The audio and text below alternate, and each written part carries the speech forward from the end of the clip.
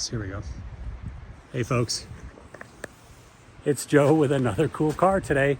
I'm out west of Conifer, Colorado. This is up kind of into the foothills of the mountains.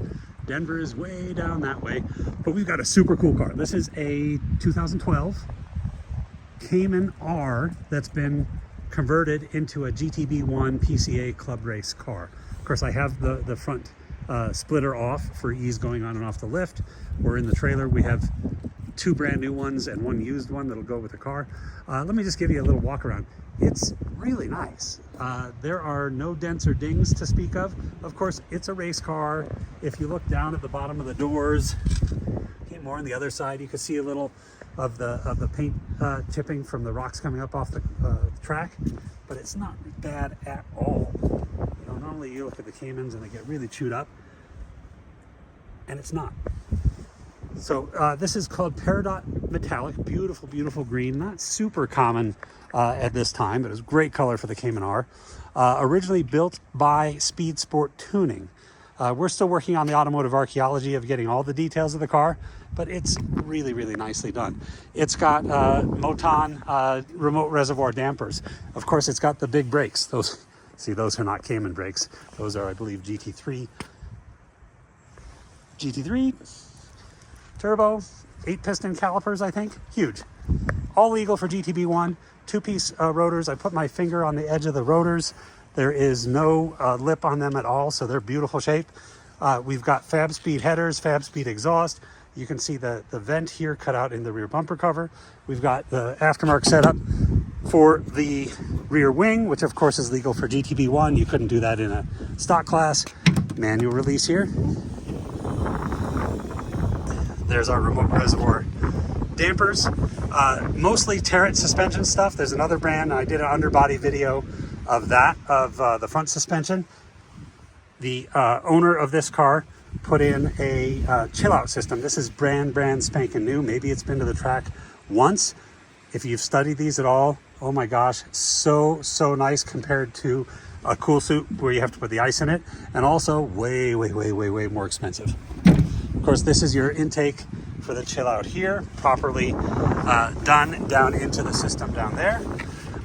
The gentleman who owned this car also added a Recaro passenger seat, the belts, 2027 dates. It's got the AIM system. There's our junction box. There's the display. There's the primary camera right there. We've got our OMP wheel with a nice quick release. Look at this cage. Okay, it's just a really well-engineered cage. It's gusseted. It's reinforced here. The top bar was done properly. Look how it goes up into the cavity for the roof of the car to give you more headroom. It's tied to the A-pillars on both sides, of course. Just super well done. You can see where it's connected here to the body of the car, connected to the body of the car here. This is a superb cage. And on both sides, not just on the driver's side, it goes out into the cavity of the door. So of course you remove the reinforcement bar from the door and it comes out into the door, which gives you both more safety, more room. God forbid if you get hit from the side, it gives you more crush space, but super strong and makes it a little easier to get in and out of the car. So that's super nice.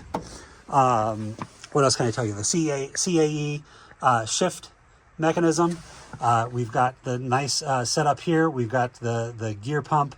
We've got the cool shirt switch. We've got the chill out controller here. Fire bottle control here. You never want to use that unless you're actually on fire.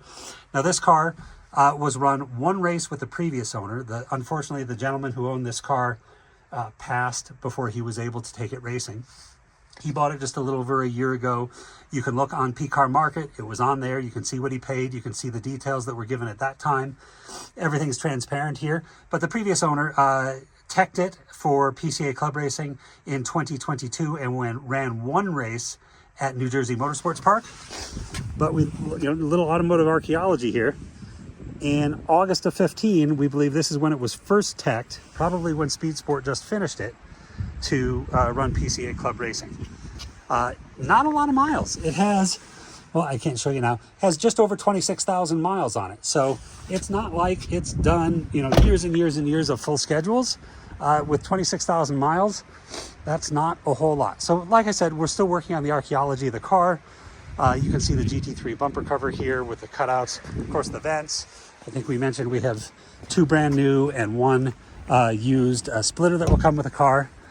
Just ready to go. The gentleman who had bought this car, when he got it, he found a couple little things. He found the oil level gauge wasn't reading properly, and the gas level gauge wasn't reading properly. That was bothersome to him, so he spent a whole bunch of money making that right. Of course, he added the harnesses, he added this passenger seat, he added the Chillout system. This car is really, I think, very, very, very much ready to go. We're going to include this set of forge lines, a set of OZs, and we have a brand new sticker set, never mounted on tires, of Pirelli slicks that will also go with it. So this car is ready to go. I believe it's in the range of 50% of what it would cost to build this car from scratch. If you want to race GTB1, I don't think there's a better deal in the country. And I don't know if there's a better class in PCA. Of course, some races, this is the biggest class. Some races, Spec Boxster is the biggest. I've raced Spec Boxster, nothing against my friends that race Spec Boxster. I'd rather race GTB1.